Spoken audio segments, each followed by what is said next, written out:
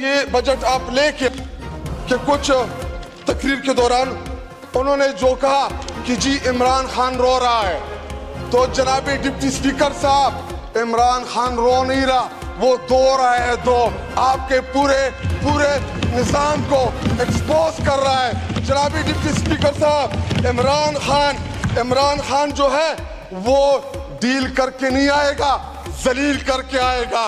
Imran Khan platelet गिरा के नहीं आएगा, उम्मीद बन के आएगा और इंशाल्लाह बहुत जल्द आएगा।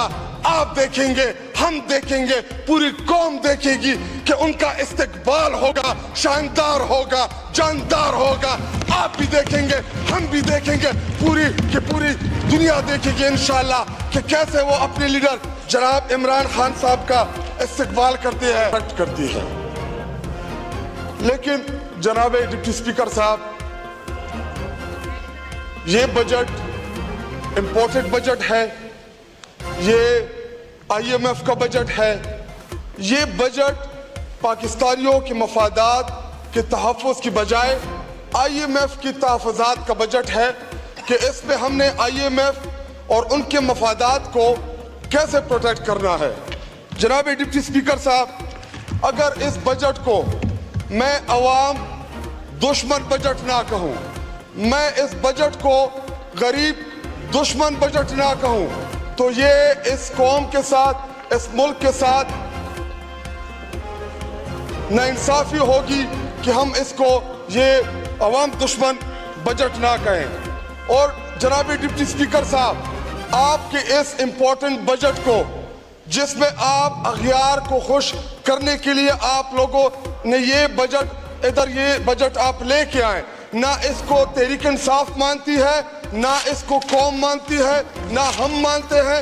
ये बजट जो है, इसमें आप गरीबों का माशी कत्ल कर रहे हैं, आप गरीबों के मुंह से नवाला छीन रहे हैं, आप गरीब के घर से बिजली छीन रहे हैं। जनाब डिप्टी स्पीकर साहब, आप पूरा बजट की ये तकरीर आप देख लें, इसमें कहीं भी आपको गरीब नजर नहीं आएगा कि हमने गरीबों के लिए ये किया, हमने गरीबों को ये सहूलियात दी, हम गरीब को खाना दे रहे हैं, हम गरीब को सस्ती बिजली दे रहे हैं, हम गरीब को उसके घर के दहलीज के ऊपर इंसाफ दे रहे हैं, हम गरीब को सेहत दे रहे हैं। ऐसी कोई चीज नहीं है, सिर्फ और सिर्फ IMF को खुश करने के लिए।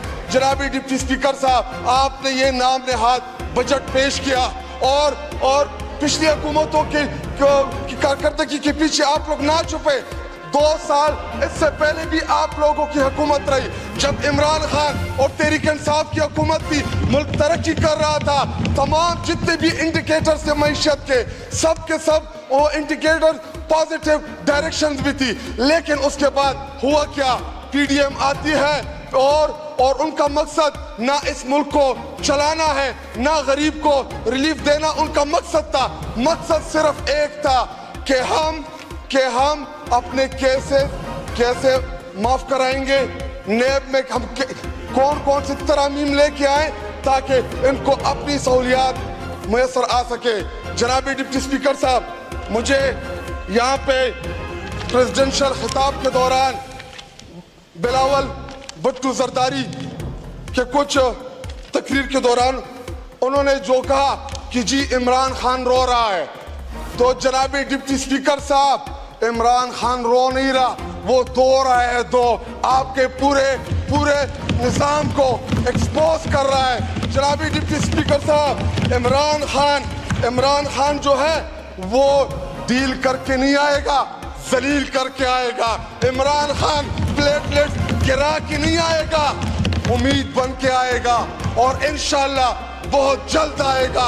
आप देखेंगे, हम देखेंगे, पूरी कौम देखेगी कि उनका इस्तकबाल होगा, शानदार होगा, जानदार होगा। आप भी देखेंगे, हम भी देखेंगे, पूरी दुनिया देखेगी इंशाल्लाह कि कैसे वो अपने लीडर जनाब इमरान खान साहब का इस्तकबाल करते हैं। और जनाब डिप्टी स्पीकर साहब, मैं आपकी तवज्जुह से चीफ मिनिस्टर पंजाब जिनको लाया गया है, बिठाया गया है, फॉर्म 47 के जरिए उनको मुंतखब या सेलेक्ट कराया गया है, मेरे एक गुजारिश है कि जी आपके सामने ये रखना चाहता हूँ और आपकी तवज्जो भी दरकार है। जनाब डिप्टी स्पीकर साहब, उन्होंने पुलिस की वर्दी पहनी, अगले दिन कुसरों ने पंजाब पुलिस की वो धुलाई की कि तारीख में कभी नहीं हुई। एक दिन जाती है किसानों के पास कि जी मैं किसानों के मसाइल सुनने आई हूं, अगले दिन किसान बेचारों के गंदे भी नहीं बिक रही। डॉक्टर्स का गाउन पहना, उधर कजाकिस्तान में हमारे डॉक्टर्स बेचारों की पिटाइयां भी हुई और वो कजाकिस्तान छोड़ के पाकिस्तान आ रहे हैं।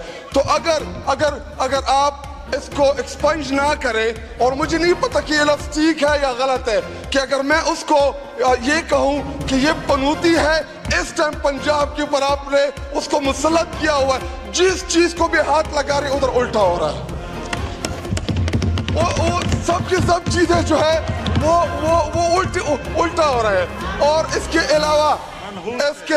अलावा जनाब डिप्टी स्पीकर साहब, मुझे पता है कि आपको तकलीफ हो रही होगी, लेकिन डिप्टी स्पीकर साहब इधर जनाब डिप्टी स्पीकर साहब, मैं इधर ये उम्र रसीदा ख्वातीन है, इनको कहें कि जी आप खामोशी से बैठ जाएं। मैं जब बोलूंगा फिर आप कहते हैं कि जी ये बदतमीजी करते हैं। मैं जब भी तकरीर के लिए उठता हूं इनको तकलीफ होती है। खान साहब ने कहा था कि मैं इनको तकलीफ पहुंचाता रहूंगा। आप लोगों को हमारी तकरीर से, अपोजिशन लीडर की तकरीर से आपको तकलीफ होगी। आपके पास जब जवाब नहीं होता तो मैं ख्वाजा आसिफ को कहना चाहता हूं कि ख्वाजा आसिफ साहब, क्यों ना हम आपको ISPR में भर्ती करा दे। जिस तरीके से आप बूट पॉलिश कर रहे थे, उनको चमकाने की कोशिश कर रहे थे, तो आप कम से कम डिफेंस मिनिस्टर नहीं लग रहे थे, आप तर्जुमान बने हुए थे। यहाँ पे अपोजिशन लीडर ने तमाम 3.5 घंटे में जो आपके बजट का जो कचूमर निकाला, या आपके बजट का उन्होंने जो एक चीज के ऊपर, उन पॉइंट के ऊपर उन्होंने फिक्र के साथ जवाब दिया, इधर इनके पास कोई भी जवाब नहीं। ख्वाजा आसिफ फरमाते हैं कि जी ये अयूब खान का नवासा, यार जवाब तो बजट के ऊपर कि जो बर्बादी आप इधर लेके आए हैं उसके ऊपर जवाब दे, उसका कोई जवाब नहीं है।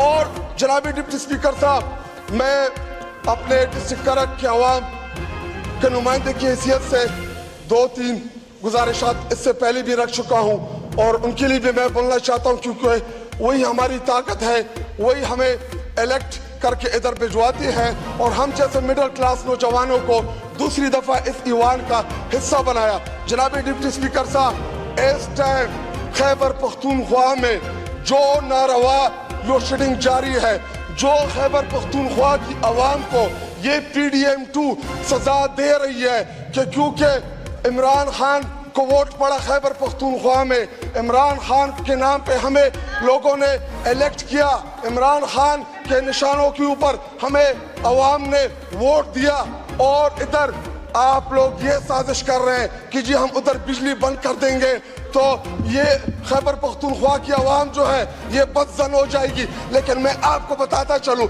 इमरान खान और खैबर पख्तूनख्वा के अवाम का खून का रिश्ता है, किसी का बाप हमें उनसे अलग नहीं कर सकता। और जनाब डिप्टी स्पीकर साहब, इनके यहाँ पे डिफेंस मिनिस्टर ने जो कल तकरीर की, खैबर पख्तूनख्वा में इस टाइम जो सिक्योरिटी की सीरियस इश्यूज हैं, हमें थ्रेट्स आ रही हैं, उलमाए कराम को आ रही हैं, हमारे कबायली इलाका जात में, मेरे डिस्ट्रिक्ट करक में, मेरे जनूबी पख्तूनख्वा में इस टाइम जो हालात बनने जा रहे हैं, अल्लाह ना करे कि वो दोबारा 2007 और 8 वाले हालात उधर बन जाए। लेकिन जनाब डिप्टी स्पीकर साहब, अगर इदारों की तवज्जो तहरीक इंसाफ से हटके थोड़ी सी उस जानिब हो जाए तो हम एक बहुत बड़े सानिया से बच सकते हैं। जनाब डिप्टी स्पीकर साहब, इन बातों को सीरियस ले। खैबर पख्तूनख्वा में दोबारा जो खून की होली खेलने की जो साजिश हो रही है, तहरीक इंसाफ, हमारे चीफ मिनिस्टर, हमारे अपोजिशन लीडर, हमारे चेयरमैन, हम सब इसको रजिस्ट करेंगे। खैबर पख्तूनख्वा में किसी भी किस्म की गेम खेलने की इजाजत नहीं देंगे। दहशतगर्दी के नाम के ऊपर हम किसी भी सूरत जनाजे उठाने के लिए तैयार नहीं है। हम 70-80 हजार शोहदा दे चुके हैं। हमने हमारे पुलिस फोर्सेस शहीद हुए, हमारे सिक्योरिटी फोर्सेस के लोग शहीद हुए, हमारे सिविलियन मसाजिदों के अंदर दहशतगर्दी में शहीद हुए। किसी भी किस्म की हम इजाजत नहीं देंगे। जनाब डिप्टी स्पीकर साहब, मेरे डिस्ट्रिक्ट करक जो oil and gas producing district है, oil and gas producing district है, जो इस टाइम आपके मुल्क की जरूरत का 12-13% गैस और तेल आपको दे रही है। बदले में आप मेरे डिस्ट्रिक्ट को देख के आ रहे हैं नारवा लोड शेडिंग।